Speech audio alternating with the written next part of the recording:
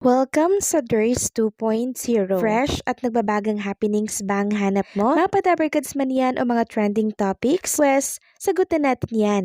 Kaya naman isubscribe nyo na ang ating channel para sa mga nagbabagang balita everyday. Welcome back again sa ating YouTube channel mga kadabarkads, and for today's video, ang pag-uusapan natin ay tungkol sa mga importanteng kaganapan sa loob at sa labas ng Itbulaga. So finally, the wait is over mga kadabarkads dahil mapapakinggan na po natin ang bagong-bagong single ni Karen Aistrup dito mismo sa Itbulaga. Yes mga kadabarkads, at alam nyo ba, right after ng announcement na yan, sobrang daming dabarkads natin ang na-excite dito. Sabi nga ni Karen, dabarkads, finally! See you po all ngayong araw sa Itbulaga. Maraming salamat po sa support ninyo. Ayon kasi sa inilabas ng Merlion Entertainment, sabi dito, feel the first tibok, heto na ba yun? Live with Karen Aistrup at she takes the Itbulaga stage this January 9 at 12 noon. So sa mga nagtatanong kung revival song ba ito po ay original mga kadabarkads na song ni Karen. Kaya naman congratulations Karen. Samantalang pag-usapan naman natin ang kaganapan kay Raisa May Dizon. So kahapon, after nga pong medyo maparami ang kain, eto't nagpa-jogging si Raisa May Dizon kasama po ang kanyang mommy. Sabi nga dito, night run walking para ma-burn natin ang mga kinain sa araw na to. Actually, yan naman talaga yung dapat at proper na gagawin, di ba, pagkatapos kumain, para syempre, kahit na parami, ma-burn agad yung mga kinain natin, di ba? Lalo na kung matutulog lang naman tayo, di ba? So, dapat, bago matulog, nakapaglakad-lakad kahit konti. Kasi alam naman natin na hindi tayo pabata, kundi tayo po ay patanda ng patanda, kaya kailangan tayo po ay moderate lamang sa pagkain. Samantalang next topic naman tayo, pag-usapan natin mga kadabarkads. Pag-usapan naman natin ang tungkol dito kay Mr. Anjo Eliana. May panibago na naman po kasing update tayong nakalap tungkol po sa kanya at syempre sa kanyang anak na kung saan ay humingi po ng apologize kay Tito Vic and Joey at sa mga dabarkads na nasagasaan po ng kanyang ama. Sabi nga dito sa isang write-ups, sa Cass Reveal Media Conference ng My Husband is a Mafia Boss na ginanap sa Viva Cafe, Quezon City. Kahapon po yan, araw ng Webes ng gabi, Enero 8, 2026 syempre. Tulad ng dapat asahan ang issue tungkol sa tatay niyang itinanong kay Jaime. Si Jaime anak po ni Anjo. Sabi dito noong December 1, 2025, nagdeklara si Anjo na hindi na siya magpapaunlak magsalita tungkol sa mga isyong kinasasangkutan nila ng mga dating kasamahan niya sa Itbulaga para hindi na raw humaba ang usapin. Kasunod nito ay nahinto ang matitinding online bashing sa kanya. Sa pakikipag-usap ni Jaime sa Entertainment Press kahapon, humingi po siya ng paumanhin sa pagsasalita na ginawa ng kanyang ama tungkol sa mga dating katrabaho nito sa Itbulaga. Sabi po niya, yung tatay ko kasi at the end of the day, he's my dad sa adang 23 anyos na anak ni Anjo. Sa bahay tatay ko talaga siya, so nakikita ko talaga yung pinagdadaanan niya. Alam ko naman pasensya po sa lahat na may nagawa siyang mali at naiintindihan ko naman na ganoon talaga. Pero di ni Jaime, sa huli ay maparin niya si Anjo kaya ang tanging magagawa lang niya daw ay ang intindihin ito at bigyan ng payo. Saad niya, wala tatay ko siya, mahal ko siya kaya kailangan kong intindihin na ganon siya. Bigyan siya ng advice kasi syempre mga kaibigan din niya yung pinag-uusapan niya dito kaya medyo na control niya.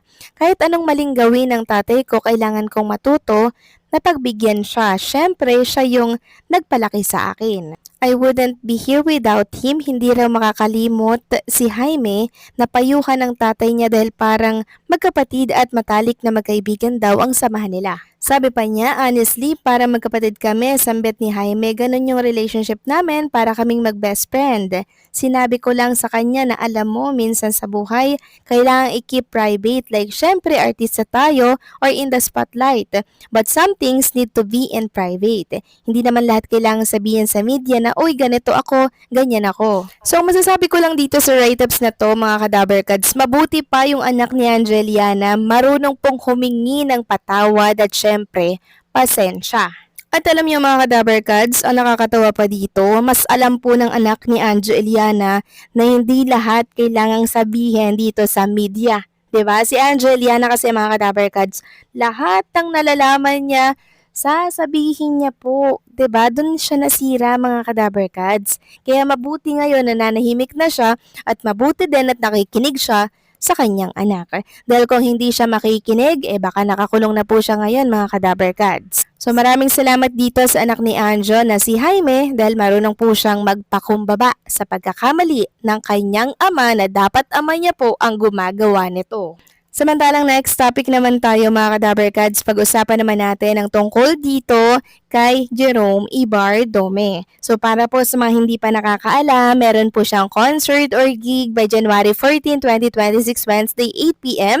RJ Bistro Duzitani Hotel, Makati. Kung gusto niyo po siyang makasama, pwedeng-pwede po kayong mag-avail ng ticket at mag-reserve sa mga number na nasa screen po ninyo. Only 1,500 data tapos may 1 standard drinks na din mga kadaberkads. At sa mga nagtatanong kung makikita po siya sa Itbulaga mga kadaberkads, ang masasabi ko lamang po dito kung hindi na po siya nakakontrata or kung hindi po siya pumirma ng kontrata like John Jordan Avina, hindi po siya makikita sa Itbulaga, 'di ba? Pero sana mga kadaberkads, kahit na hindi pumirma ng kontrata, makita pa rin natin siya kahit hindi everyday.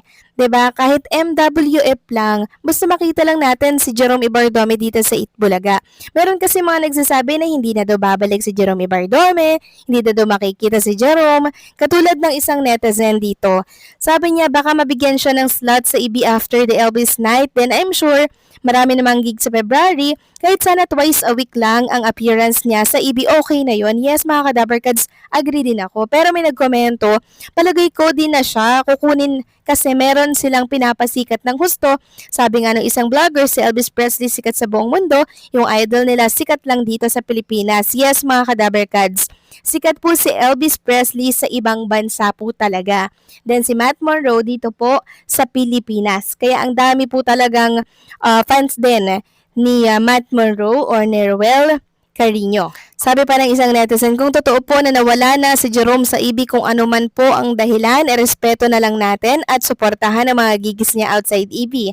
Sayang din naman po talent niya kung sa EB lang, hindi naman po permanenteng may project sila. Just pray na hope po na maganda ang magiging kapalaran niya kahit wala na siya sa EB. Nag-promise po tayo Geromantics hanggang dulo, kaya support lang tayo. So yes mga kadaberkads, tama po yan. Respeto na lang natin kung ano man po yung magiging desisyon ni Jerome Ibardome. And natatandaan ko nga po mga kadaberkads sa isang interview na parang ayaw niya po talagang pumirma ng mga kontrata, ayaw niya daw po ng may manager. Siguro isa yun sa dahilan mga kadaberkads kung bakit hindi po natin siya nakikita. Ayaw po ni Jerome nang may nagmamanage po sa kanya. Gusto niya po freelance lamang, malaya niya pong magagawa kung ano man po yung gustuhin niya po sa kanyang buhay. Kung bagay wala pong nagkokontrol. Ganyan din po kasi yung gusto ni John Jordan Avina kaya hindi po siya pumirma ng kontrata dito po sa Itbulaga. Kaya kung saan man sila, doon din tayo at suportahan po natin si Jerome Ibardome. Okay? So agree ba kayo dito mga kadaberkads? Kaya sana wala na akong marinig ha kung bakit hindi ko nakikita si Jerome Ibardome sa Itbulaga. Kung lalabas siya dyan mga kadaberkads. So paano mga kadaberkads? Hanggang dito na lamang po ang update natin at maraming salamat sa patuloy na pagsuporta.